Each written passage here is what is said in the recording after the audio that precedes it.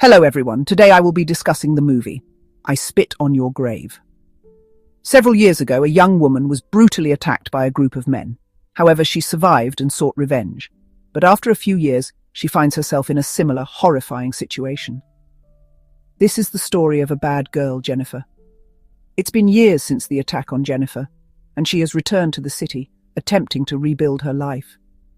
Due to the trauma, Jennifer had to change her identity, concealing the horrors she endured from her past. She now lives in constant fear, unable to trust anyone, especially men. In her new office, a colleague approaches her and invites her to dinner, but Jennifer refuses, sternly asking him never to approach her again. One day, while walking, Jennifer is surrounded by a group of men who begin to insult her and offer to have fun with her. The situation triggers painful memories of the attack, but luckily, the men let her go. Devastated, Jennifer confides in a therapist, expressing her fear that she might be losing control over her mind. She longs for these men to cease existing in her life. Later that evening, Jennifer runs into a colleague again. Initially, she believes he might be like every other man, wanting to use her for his own satisfaction. But the man reassures her that not all men are like that. He tells her there is kindness in some people, sparking a flicker of hope in Jennifer's heart. Jennifer then attends a meeting for survivors of violence, a group of women and one man who share their painful experiences to find solace. While many speak openly, Jennifer is hesitant to reveal her story. During a break, she meets Oscar, a man who tragically lost his daughter to violence. His daughter was assaulted, and when she turned to the authorities for justice, the police failed to act, citing a lack of evidence. This left Oscar deeply scarred, and he now seeks answers. Soon, Jennifer also meets Marla, a strong-willed woman who came to the meeting due to the abuse from her boyfriend. Jennifer is drawn to Marla's unapologetic, bold demeanor and independence, admiring her for expressing herself without fear. Over time, Jennifer and Marla bond, sharing their pain and hopes. One night, as the two are out, they encounter a group of men who once again try to harass Jennifer. This time, Marla steps in and drives them away. She humiliates the men, remarking that some men are foolish but harmless. The two women then head to a bar, where they spend the night together. Marla insists that all men are jerks, and that there are no good ones left, a sentiment Jennifer starts to understand. Marla shares a deeply personal story about her ex-boyfriend. He and a friend took advantage of her, crossing the line beyond repair. This betrayal was the final straw that pushed her toward her current path of vengeance. The next week, during another support meeting, a young girl tells the group about her abusive stepfather, who forces her to obey his every cruel command. Shocked by the girl's despair and the mother's refusal to believe her, Jennifer is horrified that no one seems able to help her. Marla, however, is not surprised. She believes the world is rotten, that women are forced to live with monsters and become slaves to their tormentors. She contends that the police are ineffective and unwilling to help, leaving women to fend for themselves. Marla's bitterness grows as they hear a man joking about how his wife enjoys being dominated at night. In response, the women silently attack the man, frightening him and escaping before they can be caught. The next day, Jennifer and Marla head to a hardware store to buy some tools. As they browse, a man walks by, and Jennifer, startled, relives the memories of her trauma. She imagines attacking him, but she stops herself. At her psychiatrist's session, Jennifer admits that she has found a friend in Marla, someone who shares her anger and pain. Later, Jennifer and Marla follow a man they suspect of abusing his adopted daughter. They witness his harassment and decide to confront him. Marla, ever the bold one, demands that Jennifer put on a mask and take a crowbar. Together, they ambush the man in a parking lot, with Marla threatening him, vowing that if he harms the girl again, they will return and finish what they started. After a tense moment, the man agrees to leave the girl alone.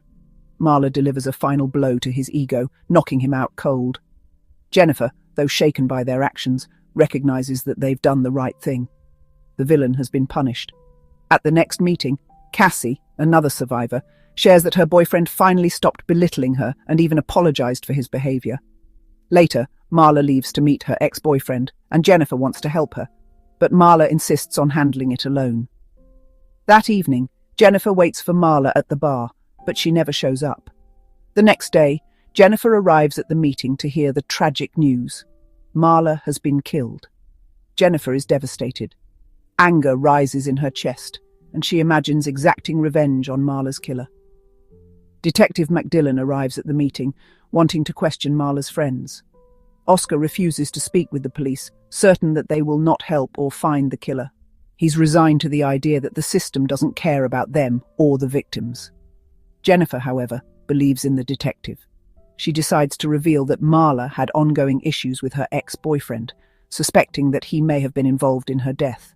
In a private conversation at a restaurant, Jennifer shares more about Marla's struggles, describing her as a strong woman who tried to survive in an unforgiving world.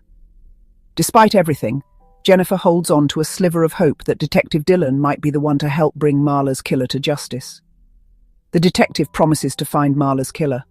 That evening, Jennifer encounters the hooligans once more. She imagines exacting her revenge on them and shares these thoughts with her therapist. Jennifer expresses deep sorrow for Marla, a woman who was strong and desired justice. Soon, Jennifer meets with the detective and learns that Marla's boyfriend has been released by the police. They couldn't gather enough evidence to prove he was guilty. Furious, Jennifer confronts the detective, accusing the police of not caring about the victims, just as Oscar had said. She returns home, overwhelmed by anger, and violently shatters her dishes. In that moment, she resolves to seek justice on her own. Later that night, Jennifer goes to a club and spots Marla's boyfriend. She watches him for hours, deliberately drawing his attention. He follows her into an alley, and she sets a trap. Jennifer tells him not to approach, but he ignores her, and after an insult from her, he strikes her in the face. Jennifer kneels on the ground, pulls out a knife, and in a surreal moment, cuts his sausage in half, tasting it before spitting it out in disgust. Jennifer discusses this bizarre encounter with her therapist, admitting that people are inherently cruel and seem to derive pleasure from it. She confesses that she, too, feels satisfaction in punishing bad people. The next day, the detective visits Jennifer's office and warns her that she is now the primary suspect in Marla's boyfriend's death. The police chief believes Jennifer killed him for revenge. Jennifer thanks the detective for his concern, but asks him to leave her alone. At the next support group meeting, Cassie reveals that her stepfather is abusing her again. Oscar, unable to listen to her pain, stands up and insists that someone must punish her stepfather. Jennifer decides that it will be her. That evening, she prepares for her mission and arranges for a man to help her home. Once he's led into a trap, Jennifer proposes they have some fun, but instead she knocks him out and ties him to a chair. She then takes a large pipe, warning him that she had warned him before. The man begs for mercy, but Jennifer strikes him with a sledgehammer. The following day, the police arrest Oscar, accusing him of murdering his stepfather. Jennifer realizes that her actions may have led to an innocent person being wrongly accused. She quickly informs the detective that Oscar is not capable of such violence. The next day, Oscar is released and Jennifer meets with him. Oscar opens up about his daughter, who was victimized by a man. He had pushed her to report the crime, but the court found the perpetrator not guilty, blaming the girl instead. Oscar holds on to the hope that one day true justice will prevail. Jennifer, moved by his pain, decides to help him. Jennifer tracks down her next target, a man who turns out to be much stronger than she anticipated. Despite wounding him, the man resists, even taking advantage of her. Just as Jennifer struggles, Detective McDillan arrives and shoots the attacker.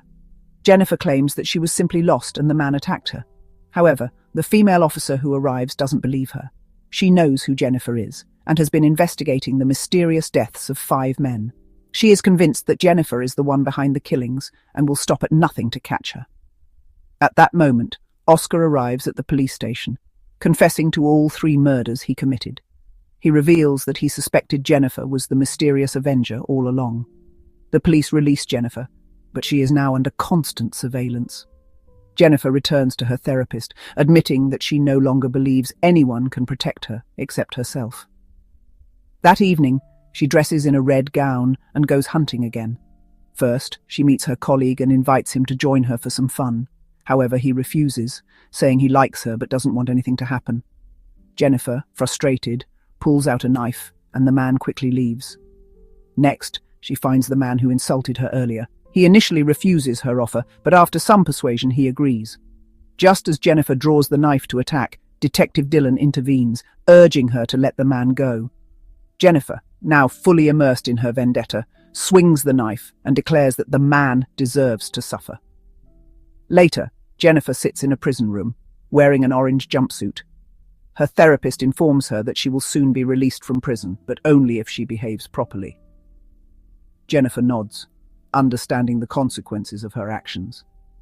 As she leaves the office, 2 female prisoners attack her. Jennifer defends herself, using a sharpened knife to subdue them. The psychiatrist walks out, and in a dramatic twist, Jennifer accidentally kills her. But as the camera zooms out, it's revealed that the entire scene was fabricated in Jennifer's mind. And that's where the movie ends. Write your thoughts about the film in the comments, and don't forget to subscribe, like the video, and click the bell to stay updated on new content.